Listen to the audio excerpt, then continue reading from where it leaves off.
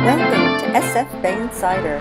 We're going to Alcatraz. Don't tell anyone. I'm jaywalking across Embarcadero. Here comes an F-line historic streetcar. How cool. Good morning to you, sir. Just gonna run across the street to Alcatraz Landing. Got to catch the Wednesday morning 8:30 a.m. staff ferry over to the island. I'm just gonna make it. Good morning. Morning. Beautiful day for gardening. Must be a tourist.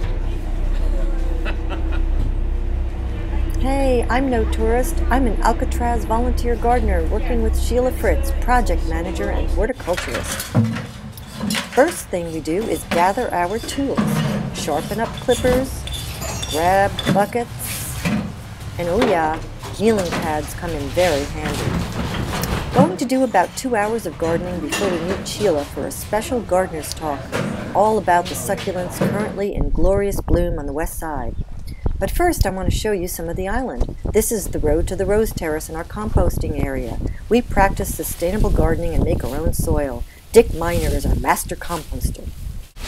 Ah, what have we here? So this is the finished, almost finished stuff. Wow. It's got a while to go yet. It's beautiful. Yes. Any worms in there? Lots of worms. Well, this just got turned. The worms will be over in this one probably. Trust me on this. Plenty of worms in there doing their thing.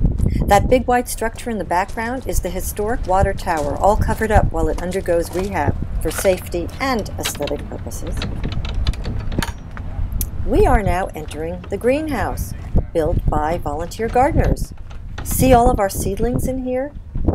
Propagate and thrive!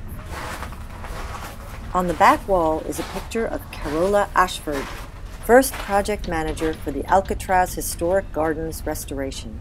She had vision. She was passionate, determined, and loved this island. Now she blesses all the little plants before we put them in the ground. This greenhouse is dedicated to Carola Ashford. Out we go! Oh, what an extraordinary day! Continuing up the hill, this is Phyllis's trough, and there she is, tending the pelargoniums, a type of geranium, keeping them trimmed and looking beautiful. Those cages on top are placed there to keep nesting birds from pecking the plants to pieces or nesting on top of them. I'm taking a shortcut up the puppy stairs, so impossibly narrow, it's hard to believe they were designed for human feet. I hear the Toro, our electric garden cart, coming around the bend, and yes, that's Carolina at the wheel, driving tools up the hill. Here I am in Officers' Row, where military officers and their families lived in the late 1800s and early 1900s. Now it's the site of our formally cultivated Victorian flower beds. Come take a garden tour on Friday or Sunday morning. For more about that, go online to alcatrazgardens.org. And this is all that remains of the warden's house, as charming as any European seaside villa was of its time. It burned down during the Native American Indian takeover in 1971. Had a commanding view of the parade grounds and the city of San Francisco. Ah, we finally arrive at the west side. From February through September, Alcatraz is a seabird nesting sanctuary. This pair of western gulls, about to build a nest on the cell house slope, are telling me to keep my distance. But, they don't seem to mind, however, volunteer gardener Tiffany, busy shoveling rocks? Oh yeah, just like the inmates used to do. Now I'm passing beneath the New Zealand Christmas tree, which blooms during our summer. This is where the road takes a turn towards the wild side. Egrets nest on the left, western gulls on the right. Hummingbirds and bees are busy, and the flowers here get plenty of sunshine throughout the day. I'm gingerly making my way down the old stone steps at the tool shed terraces. That bell you hear is on a buoy just offshore, warning, keep off the rocks. Let's open the door to the tool shed so you can peek inside. Recently renovated by guess who? Volunteer gardeners. And now, the pièce de résistance. Sanctuary, where the inmates gardened. One in particular is remembered for his work. Elliot Michener, notorious counterfeiter, and subsequently prolific cultivator of pretty flowers. Here you'll find walnut trees, apple trees, fig trees. Hey buddy, which way to the recreation yard? What's the matter? Not talking? Well, there's the recreation yard, and the stairs leading down to Elliot Michener's prized flower bed, the bird bath garden, and another beautifully executed volunteer gardener's project, a replica of the original bird bath.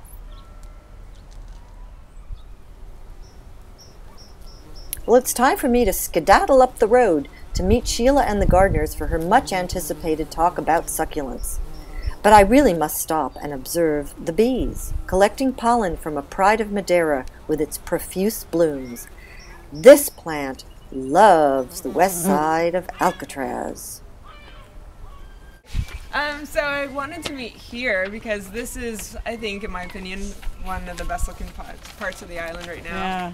And I'm hoping this is the first plant talk of the year, and I was doing these last year really just to get you guys, learning more about the plants, and visitors ask you what the best places are on the island to come see right now. You can direct them to the best spot. So this right now, succulents are blooming. They bloom in late winter, early spring, early summer. So this is actually, pretty interesting spot right now, especially on warm, sunny winter days.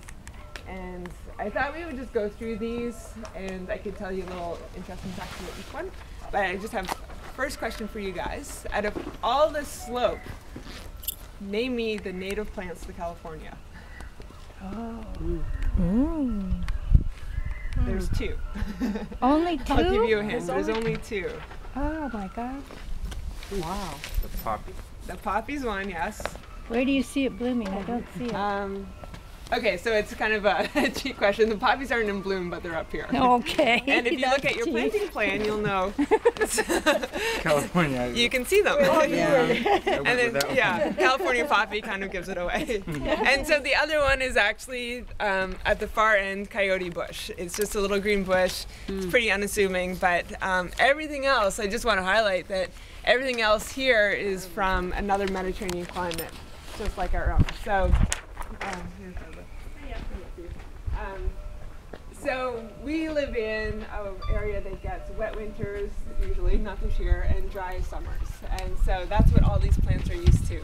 Most of them are actually from South Africa, with a few from Mexico and Arizona thrown in. So it's, we really live in a great spot for being able to grow such a wide variety of plants. And then nasturtium, this plant, not a succulent, but it does really well here. It's actually from Central America, but this one was brought in 1924 by the California Wildflower and Blossom Society as part of the beautification effort. So it was originally brought in as seed, and that same seed has been reproducing every year. So this is actually it's a descendant of that original bunch. So this one, can anyone guess the common name for it? For which one? These guys? Is that the century plant? No. No, it kind of looks like the artichoke, exactly, because it's the artichoke agaves is a common name, just because it looks really similar to an actual globe artichoke. And believe it or not, this one takes 20 years to form one flower spike. So we just planted them about 3 years ago, so we're going to be waiting quite a while before we actually ever see them flower.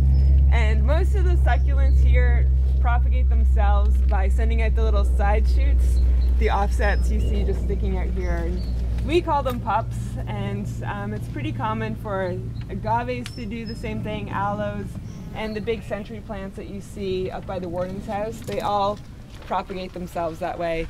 And aeoniums, the ones that are along the stairs there, they do the same thing, and to propagate them, they're so easy. You really just break off a branch, cut it, and stick it either directly in soil or the proper way to leave it. Excuse me while I go AWOL. Just a spectacular display of happy succulents in bloom. I spy aeonium. Aptina cordifolia. And cordifolia in Latin means heart-shaped. So if you look at the leaves, they're somewhat heart-shaped.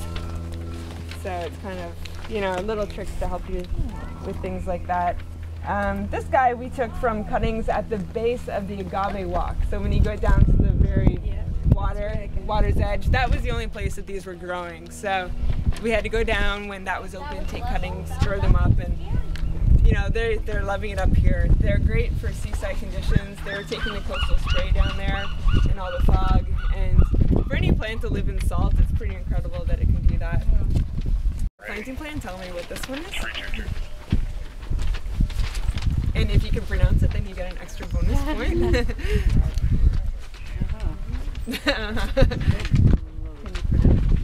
I would say Scoplogena. So if you were here last year, it actually bloomed for the first time. Just tons of little yellow flowers, and it's such a great contrast plant against How did you say this guy. I don't know. I would say Scoplogena. Okay. Remember, Scoplogena. Come find it for yourself on the west side. All right, I'm leaving. Goodbye, birds. Oh dear, poor Tiffany's still shoveling rocks. Hey, come on, let's catch the 12:30 ferry back to the city. Bye, Richard. Us gardeners, we'll be back.